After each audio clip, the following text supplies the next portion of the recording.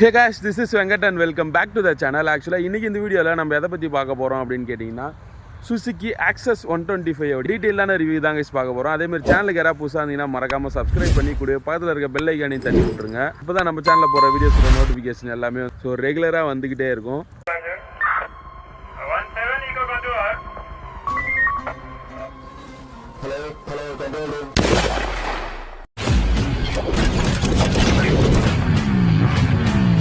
Guys first எடுத்தோன்னே வண்டியோடைய டிசைன்லேருந்து ஆரம்பிச்சிருவாங்க. Guys வண்டியோடைய டிசைனை பொறுத்த வரைக்கும் எல்லாமே பக்காவாக பண்ணியிருக்காங்க. டிசைனை பொறுத்த வரைக்கும் எந்த ஒரு குறையுமே சொல்ல முடியாது. சுசுகி ஆக்சஸை பொறுத்த வரைக்கும் இந்த டிசைன் நல்லா இருக்கிறதாலையோ என்னமோ அப்படின்னு தெரியல. லான்ச் ஆனதுலேருந்து இப்போ வரைக்கும் கலர் கரெக்ஷன் மட்டும் பண்ணி கலரில் மட்டும் நிறையா வேரியண்ட்டை கொடுத்துட்டு வண்டியோடைய டிசைனை மாற்றாமையே தான் வச்சுருக்காங்க. இப்போ புது டிசைன் லான்ச் ஆக போகுது அப்படின்ற மாதிரி தான் சொல்லிகிட்டு இருக்காங்க. மாடல் எடுக்கணும் அப்படின்னு நினச்சிங்கன்னா ஒரு 2 மாதம் வெயிட் பண்ணுற மாதிரி இருக்கும். இல்லை எனக்கு இந்த வண்டி தான் பிடிச்சிருக்கு, அதை கம்பேர் பண்ணும்போது இதோட கலரு இதோடைய டிசைன் தான் எனக்கு பிடிச்சிருக்கு, இதான் எனக்கு வேணும்னு நினச்சிங்கன்னா சீக்கிரமாக வண்டியை புக் பண்ணி எடுத்துருங்க. ஏன்னா வரைக்கும் அப்புறம் போனீங்கனாலே எனக்கு தெரிஞ்சு அந்த மாடல் தான் எல்லா இடத்துலையும் இருக்கும்னு நினைக்கிறேன். இதுலேயும் வண்டியோடைய பாடியில் ஒரு சில சேஞ்சஸ் தான் பண்ணியிருக்காங்களே தவிர மெயினான எந்த விஷயமே சேஞ்ச் பண்ணலை. என்ன ரெக்வெஸ்ட் அது என்ன அப்படின்னு கேட்டிங்கன்னா, ஒரு சேனல் யூடியூப்பில் மானிட்டைசேஷன் ஆகிறதுக்கு 1000 சப்ஸ்கிரைபர்ஸும் 4000 வாட்ச் ஹவர்ஸும் தேவைப்படும். நம்ம சேனலுக்கு 1000 சப்ஸ்கிரைபர் வந்துட்டாங்க. 2300 சப்ஸ்கிரைபர்கிட்ட இப்போ இருந்துகிட்ருக்காங்க. உங்களுடைய சப்போர்ட் நல்லாவே பண்ணிகிட்ருக்கீங்க. அதே மாதிரி இந்த ஒரு வீடியோவை ஸ்கிப் பண்ணாமல் மட்டும் பார்த்தீங்க அப்படின்னா நம்ம சேனல் 4000 வாட்ச் ஹவர்ஸ் ரீச் ஆகிடும். ஸோ அதனால் வீடியோ ஃபுல்லாக முடிஞ்சதுக்கப்புறம் கமெண்டில் போய்ட்டு ஸ்கிப் பண்ணாமல் பார்த்துட்டேன் அப்படின்றத மட்டும் கமெண்டில் பண்ணிட்டு போயிட்டீங்கன்னா எத்தனை பேர் வீடியோ ஸ்கிப் பண்ணாமல் பார்த்துருக்கீங்க அப்படின்றத நான் பார்த்து தெரிஞ்சுக்கிறேன். ஸோ இப்போ வீடியோக்குள்ளே போயிடலாம் கைஸ். பொறுத்த வரைக்கும் இது யார் யாருக்கெல்லாம் சூட் ஆகும் அப்படின்னு கேட்டிங்கன்னா, நம்ம வீட்டில் லேடிஸ் இருந்தாங்கன்னா அவங்க யூஸ் பண்ணலாம், இல்லை வீட்டில் வயசானவங்க அவங்களும் யூஸ் பண்ணலாம். ஆனால் பிள்ளைங்க மாதிரி கிழிஞ்ச பேண்ட்டு, கிழிஞ்ச செருப்பு, கிழிஞ்ச சட்டை அந்த மாதிரிலாம் போட்டுட்டு போகும்போது இந்த வண்டி ஓட்டும்போது கொஞ்சம் ஆக்வர்டாக இருக்க மாதிரி இருக்கும். ஒரு மாதிரி செட் ஆகாத மாதிரி ஒரு ஃபீல் கொடுக்கும். ஆனால் நீங்கள் ஒரு ஃபேமிலி யூஸ்க்காக எடுக்கிறீங்க, ஃபேமிலியோடு தான் அடிக்கடிக்கு வெளியே போக வர எனக்கு தேவை, ஆனால் நான் கொஞ்சம் ஃபார்முலா தான் பண்ணுவேன், அதிகம் கேஷுவல்லாம் இருக்காது அப்படின்னு நினச்சிங்கன்னா நீங்கள் இந்த வண்டியை சூஸ் பண்ணலாம். அதுவும் நல்லா தான் இருக்கும்.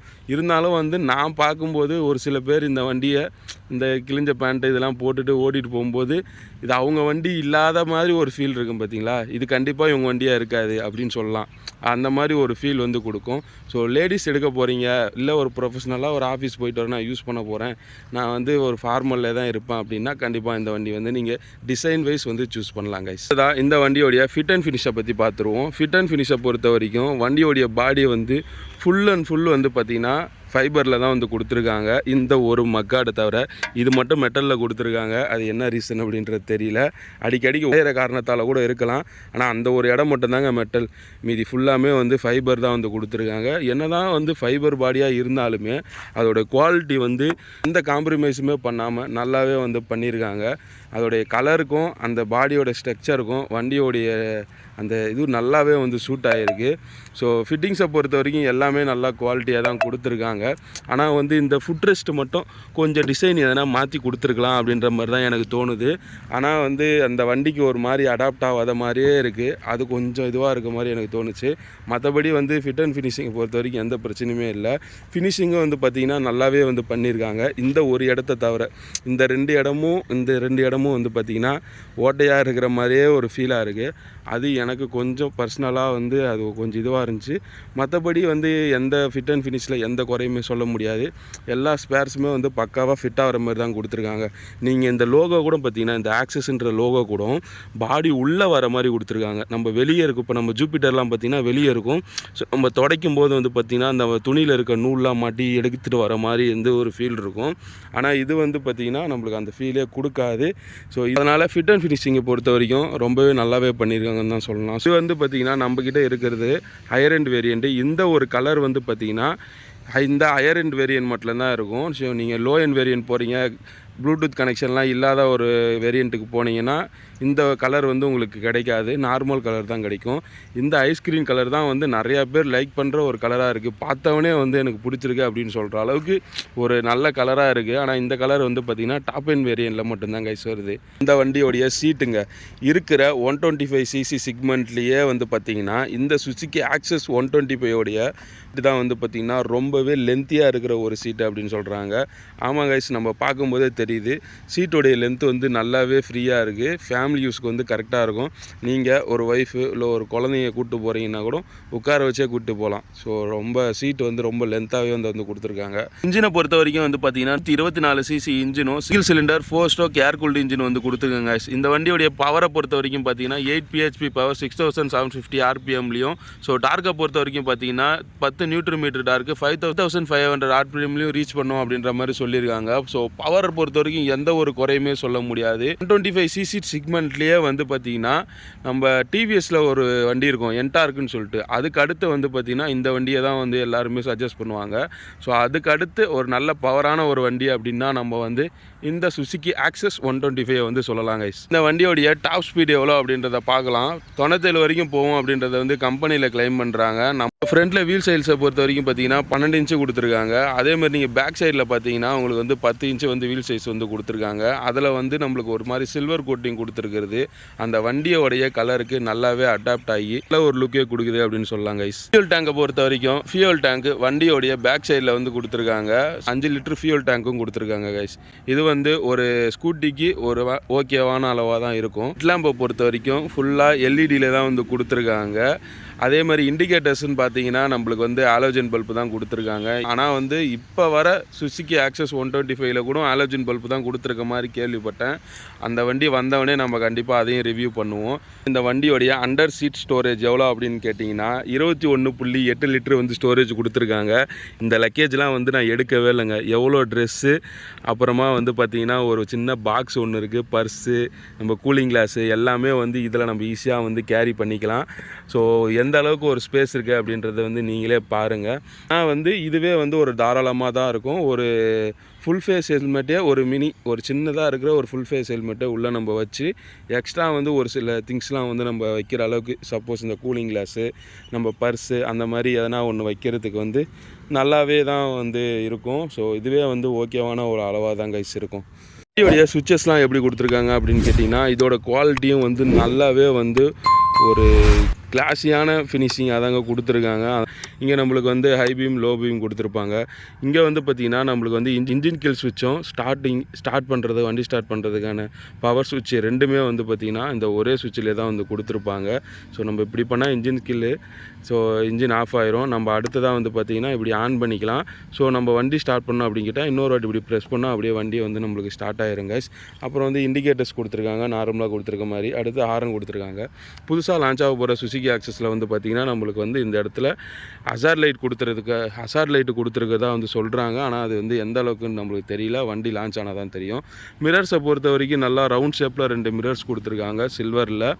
சில்வர் கலர் மாதிரி தான் இருக்குது, ஆனால் இது சில்வராக என்னன்னு தெரியல, ஆனால் சில்வர் மாதிரி தான் தெரியுது.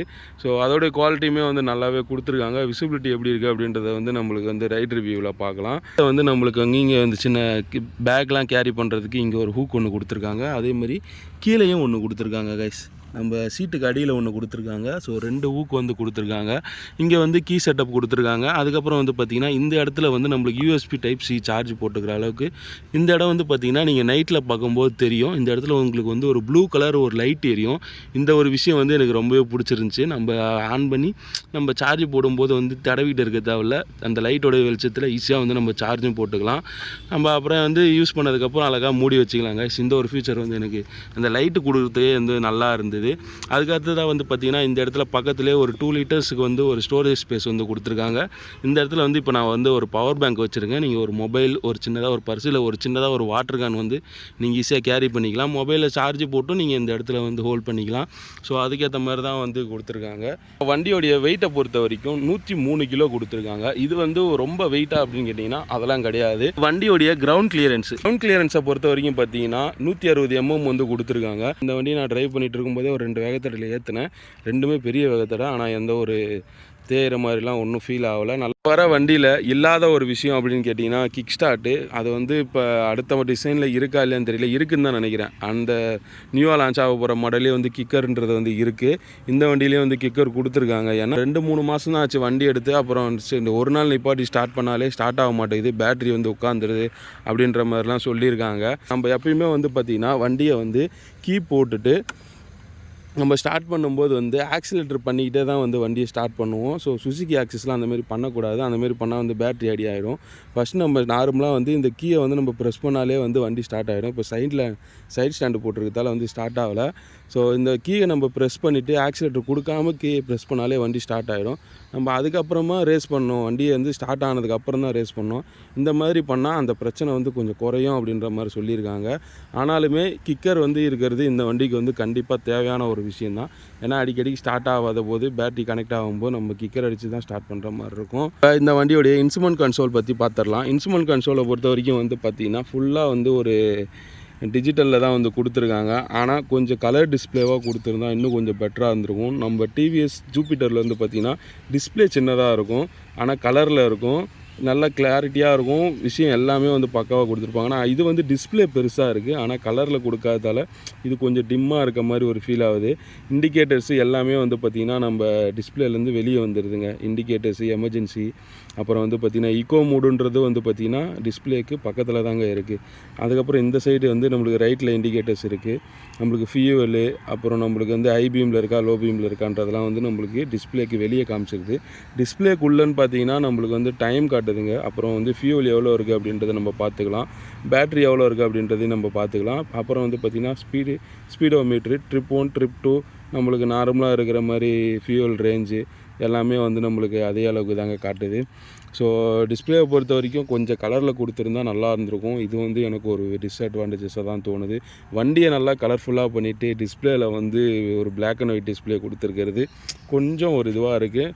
ஆனால் டிஸ்பிளேயில் தேவைப்படுற எல்லா விஷயமும் கொடுத்துருக்காங்க. அதனால் வந்து நோ இஷ்யூஸ் கைஸ். இந்த வண்டியை வந்து பார்த்திங்கன்னா நம்ம சுசுகி ஆப்போட வந்து கனெக்ட் பண்ணி நம்ம வந்து ப்ளூடூத்தில் வந்து நம்ம மொபைலையும் வந்து பேர் பண்ணிக்கலாம். நோட்டிஃபிகேஷனும் பார்த்துக்கலாம், எஸ்எம்எஸ் அலர்ட் பார்த்துக்கலாம், வாட்ஸ்அப் மெசேஜஸும் வந்து நம்ம இதிலே பார்த்துக்கலாம் அப்படின்ற மாதிரி சொல்கிறாங்க. ஸோ இதுவும் வந்து ஒரு நல்ல விஷயந்தான். நீங்கள் வந்து இந்த டாப் எண்ட் வேரியண்ட்டில் எடுக்கும்போது மட்டும்தான் உங்களுக்கு வந்து இந்த ஒரு டிஸ்பிளே வந்து கொடுத்துருப்பாங்க. பேசிக் வேரியண்ட்டில் நம்மளுக்கு நார்மல் அந்த ஓடோமீட்டர் மாதிரி தாங்க கொடுத்துருப்பாங்க. அதேமாரி 10x10 நேவிகேஷனும் வந்து இந்த டிஸ்பிளேயில் வந்து கொடுத்துருக்காங்க கைஸ். ஷீட் கம்ஃபர்ட்டை பொறுத்த வரைக்கும் வந்து பார்த்திங்கன்னா நல்லா லென்த்தியாக கொடுத்துருக்காங்க, நல்லா கொஞ்சம் ப்ராடாகவும் இருக்குது. ஆனால் கொஞ்சம் ஹார்டாக இருக்க மாதிரி தான் எனக்கு ஃபீல் ஆகுது. ஒருவேளை நான் வந்து கொஞ்சம் சாஃப்டான சீட்டில் வந்து ட்ரைவ் பண்ணதாலையா என்னன்னு தெரியல, சீட்டு மட்டும் கொஞ்சம் ஹார்டாக இருக்க மாதிரி எனக்கு ஃபீல் ஆகுது கைஸ். இப்போ இந்த வண்டியோடைய எக்ஸாஸ்ட் நோட் எப்படி இருக்குது அப்படின்னு கேட்டுடலாமா?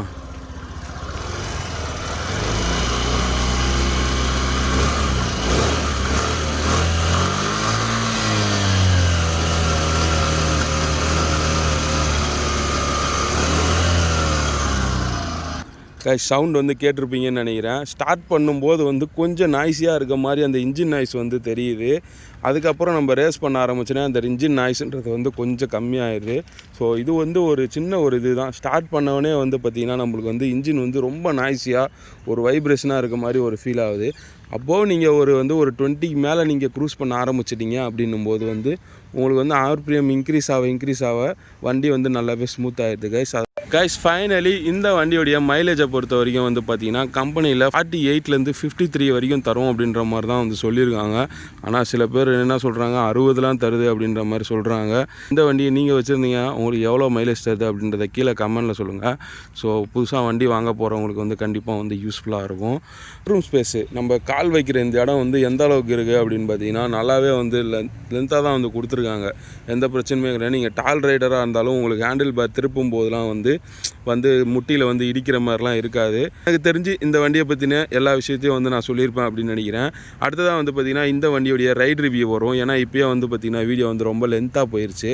இதோட இந்த வீடியோ வந்து என் பண்ணிக்கலாங்க. அடுத்ததாக ஒரு சூப்பரான ஒரு வீடியோவில் வந்து மீட் பண்ணுறேன். அடுத்து இந்த வண்டியோடைய ரைட் ரிவ்யூவும் வரும். இதோடைய டாப் ஸ்பீடும் செக் பண்ணி நான் போட்டிருப்பேன். ஸோ இந்த வீடியோ போட்டு ஒரு 2 வீக்ஸ் மேலே நீங்கள் வந்து பார்க்குறீங்க அப்படின்னா அடுத்தடுத்த வீடியோ நம்ம சேனல்லே ப்ளேலிஸ்ட்டில் இருக்கும். ஸோ மறக்காமல் போய் செக் பண்ணி பார்த்துக்குங்க மக்களே.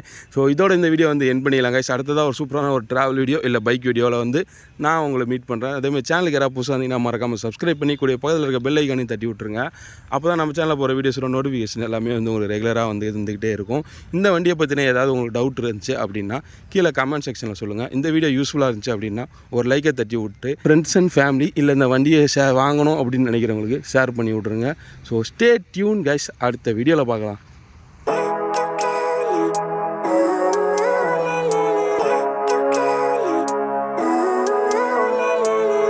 Living life, every day, late at night, not okay.